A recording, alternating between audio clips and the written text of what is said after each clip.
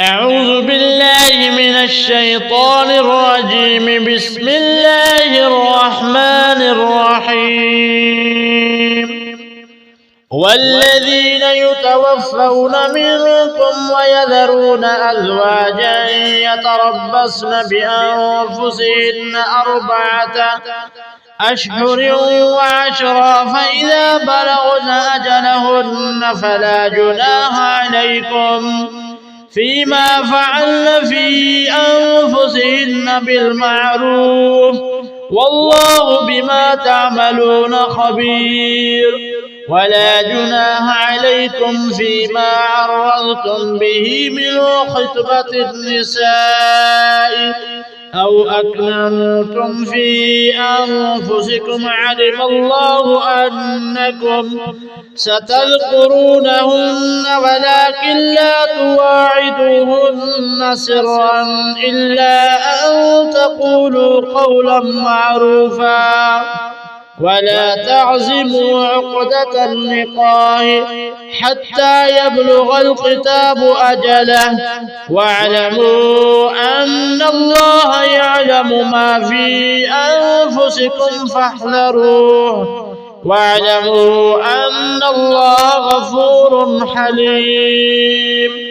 لا جناح عليكم إن طلقتم النساء ما لم تمسوهن أو تفرضوا لهن فريضة، ومتعوهن على الموسع قدره وعلى المقتر قدره متاعا بالمعروف، حقا على المحسنين.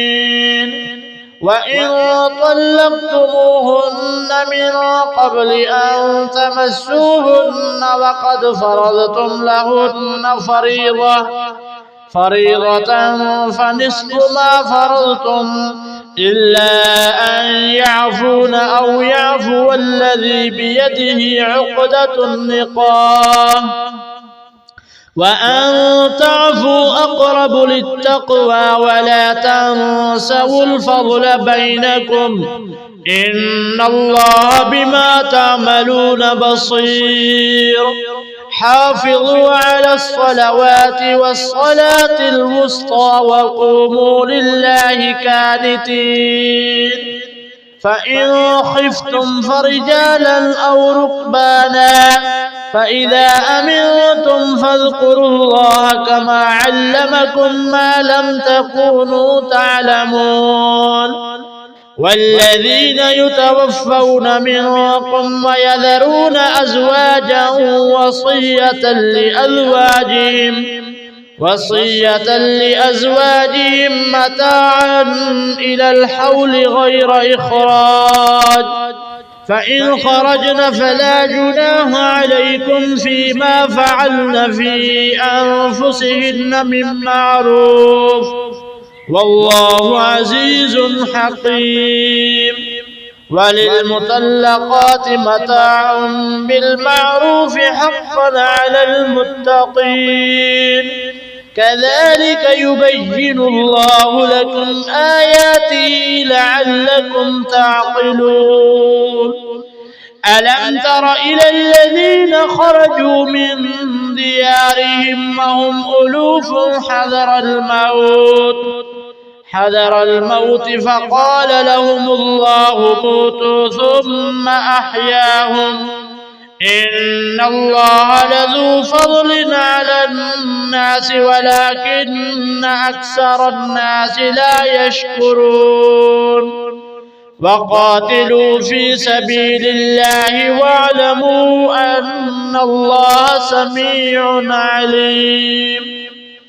من ذا الذي يقرض الله قرضا حسنا فيضاعفه له أضعافا كثيرة، والله يقبض ويبسط وإليه ترجعون.